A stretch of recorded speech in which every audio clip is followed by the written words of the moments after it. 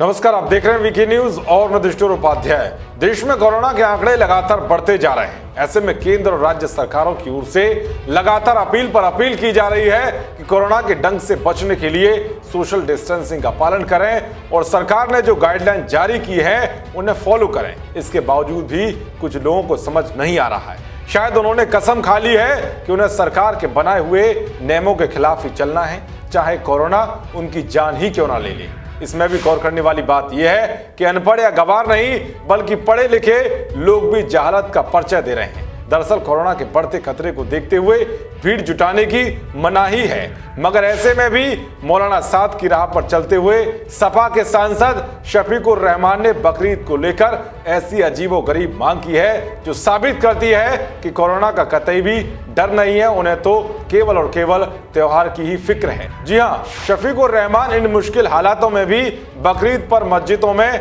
नमाज की मांग कर रहे हैं। सपा सांसद का मानना है कि बकरीद बड़ा त्योहार है, इसीलिए ईदगाह और मस्जिद खुलनी चाहिए। इसके साथ ही उन्होंने कुर्बानी के लिए पशु बाजार लगाए जाने की मांग भी की है। शफीकुर रहमान ने कहा है कि मुझे यकीन है कि जब ज्यादा से ज्यादा मुसलमान अल्लाह के दरबार में मुल्क की भलाई की दुआ करेंगे तो अल्लाह हमारी जरूर सुनेंगे।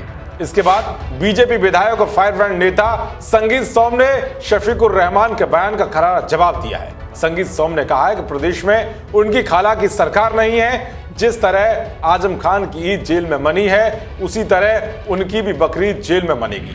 ये कोई समाजवादी और बसपा की सरकार नहीं है, भारतीय जनता पार्टी की सरकार है।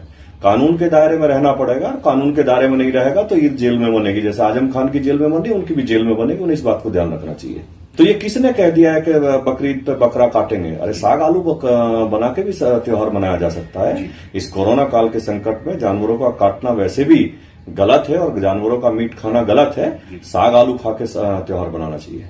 और सर, उन्होंने ये कहा कि जब तक नमाज नहीं पढ़ी जाएगी, मस्जिदों में मुसलमान नहीं जाएगा, तब तक कोरोना को नहीं भगाया जा सकता। इस तरह की पाबंदी लगाना ठीक नहीं है। तो सबसे पहले पाकिस्तान में भगा दे, वहां तो मंदिर ही नहीं बनने दे रहे हैं, तो वहां मस्जिद है, वहां क्यों नहीं कोरोना भाग रहा है? हिंदुस्तान कानून के हिसाब से चलता है और कानून आज लॉ यही कहता है कि कोरोना काल में जो सरकार ने नियम बनाए हैं वो मानने चाहिए और मानने पड़ेंगे। और मैं फिर एक बार कह रहा हूं कि मिस्टर रहमान को यह ध्यान रखना चाहिए कि उनकी खाला की सरकार नहीं, भारतीय जनता पार्टी की सरकार है, नियम कायदे कानून से ही चलेगी। नहीं तो ठीक है, सरकार का निर्णय है कि कोई मस्जिद नहीं खोली जाएगी। जैसे मंदिर नहीं खुल रहे हैं तो मस्जिद भी नहीं खोली जाएगी और भीड़ एक जगह इकट्ठा नहीं होने दी जाएगी। सोशल डिस्टेंसिंग का ध्यान रखते हुए अपने घर पर नमाज पढ़नी चाहिए और घर पर नमाज पढ़ के इस त्योहार को बनाना चाहिए। यही सरकार कह रही है और यही सब अधिकारी कह रहे हैं।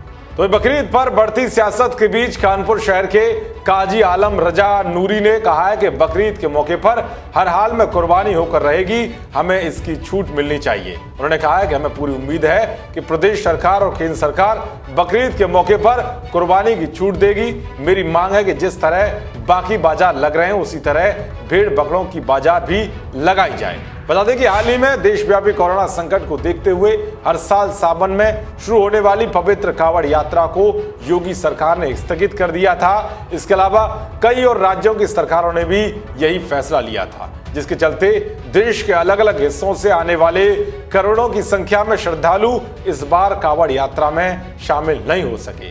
मगर फिर भी कुछ लोग कोरोना के संकट को हल्के में लेते हुए बकरीद के मौके पर ईदगाह और मस्जिद खोलने की मांग पर अड़ रहे हैं, जो मौजूदा हालातों को देखते हुए एकदम जायज नहीं है। देश और दुनिया की तमाम खबरों को पाने के लिए देखते रहिए वीके न्यूज। नमस्कार।